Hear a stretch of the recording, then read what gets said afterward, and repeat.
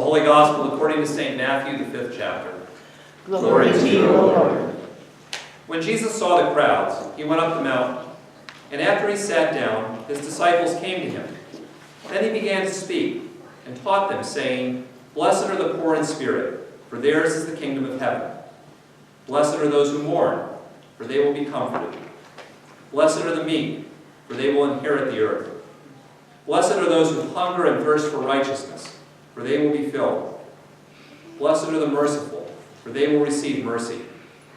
Blessed are the pure in heart, for they will see God. Blessed are the peacemakers, for they will be called children of God. Blessed are those who are persecuted for righteousness' sake, for theirs is the kingdom of heaven.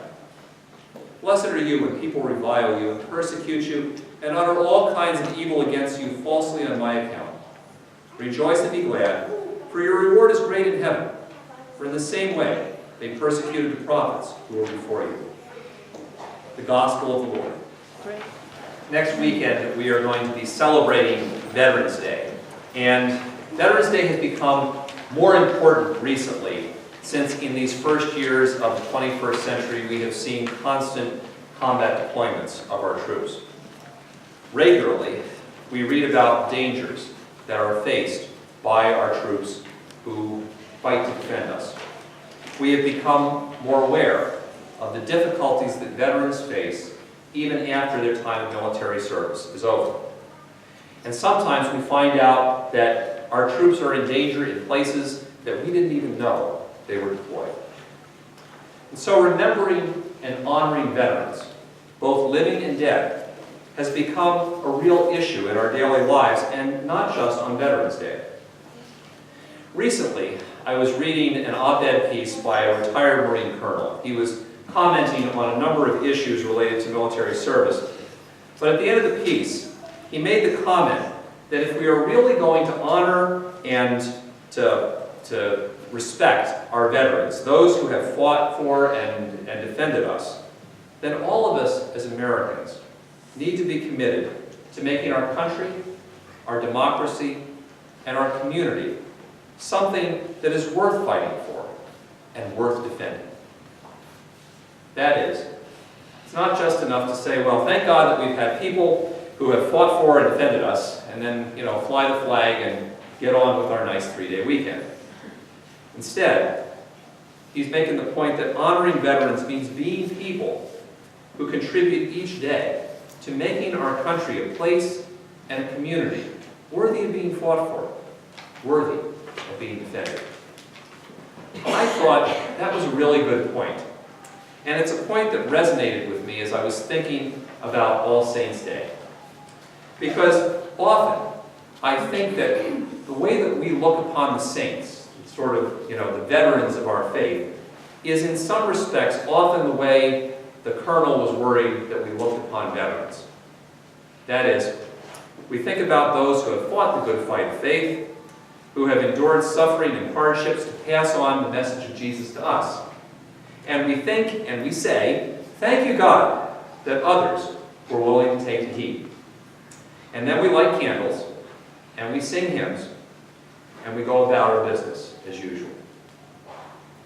But in fact, if we're really serious about honoring people who have loved and served Jesus in such ways that we're here today, then we also need to be a modern community of saints which honors their memory by making our faith community and our witness something that's really worthy of being passed on to the next generation. And so on this day, when we celebrate the veterans of our faith, I think it's important not only to remember and to give thanks, but also to consider what our faith means to us and what our faith is worth to us. How is it that we live as individuals and as a community in ways that honor and pass on the faith that has been passed on to us? And I really do not intend those to be simply kind of rhetorical spiritual questions that the pastor asks and then we say, yeah, that's a good point, and when we end the service we stop thinking about it. It's living questions that I'd like you to actually wrestle with this week and this month and onward, because I really think that if we're really going to take our faith seriously, we need to remember that the saints were people, both the famous ones and the ones that maybe are only known to us, that we remember today as we light the candles. The saints were people who really ended up showing us that Jesus was a living, active force in their lives. And they spent their time and their money and their energy to pass that faith on to us. And so what is it worth to us? And how do we do that? Those are not simply rhetorical questions. So I invite all of us to consider what it means to honor the saints in our lives and to pass on the message of Jesus by how we spend our time. What are we willing to spend our time on? What's important? The thing is, no relationship can actually endure unless you spend time on it. And that is the same with our relationship with God. The saints were always people who were willing to spend time not only developing a relationship with God, but also to take the time to pass it on to others. And if you think about the saints in your life, they were the people who actually took the time to share Jesus with you. Last weekend at confirmation, we had a number of our kids read their faith statements, and all of them write faith statements. A few brave souls got up and read them, and they are all now enshrined in YouTube, and you can listen to the things that they talked about. But all of them ended up talking about people in their lives who actually helped Jesus become real to them. And sometimes, even though parents were shocked and amazed to hear this, it was parents. Parents took the time to bring us to church, to talk to us about what Jesus meant to them and how that affected how they lived their daily lives. Might have been grandparents who made the time to read Bible stories to them. Might have been people who simply, by the fact that they took the time to have a conversation about faith with them, made it clear that Jesus was worth the time.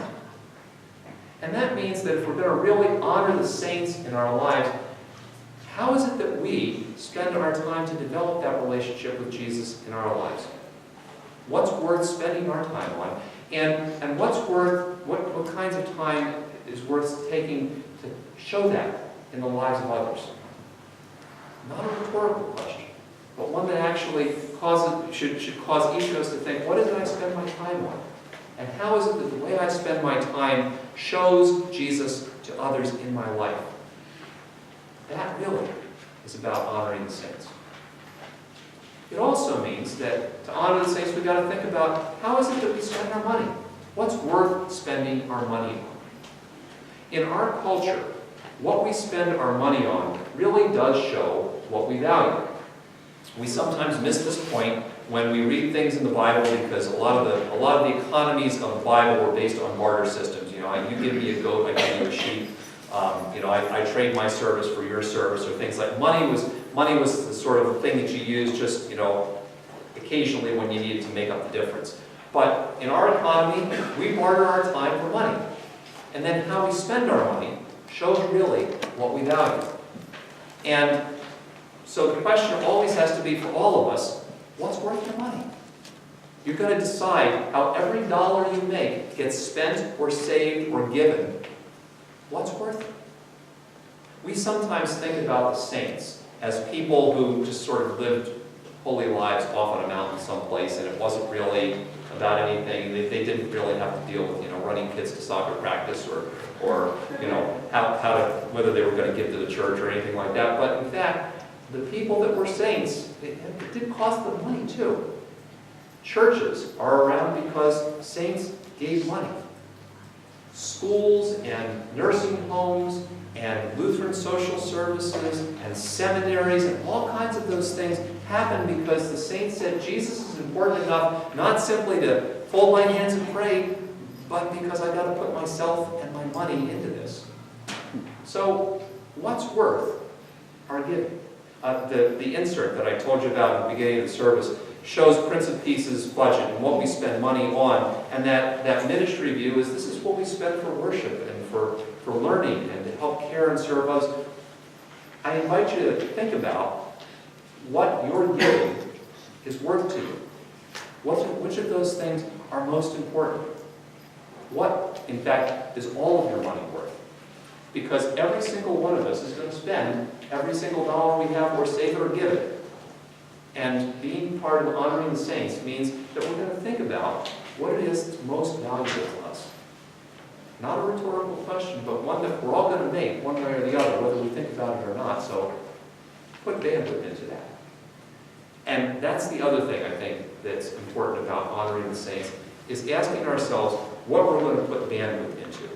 I've been using that word more and more because we so often know that. What are we going to put time, or what are we going to really put thought and energy into in our lives? Are we going to create space to put thought and energy into who God is in our lives and what God means to us?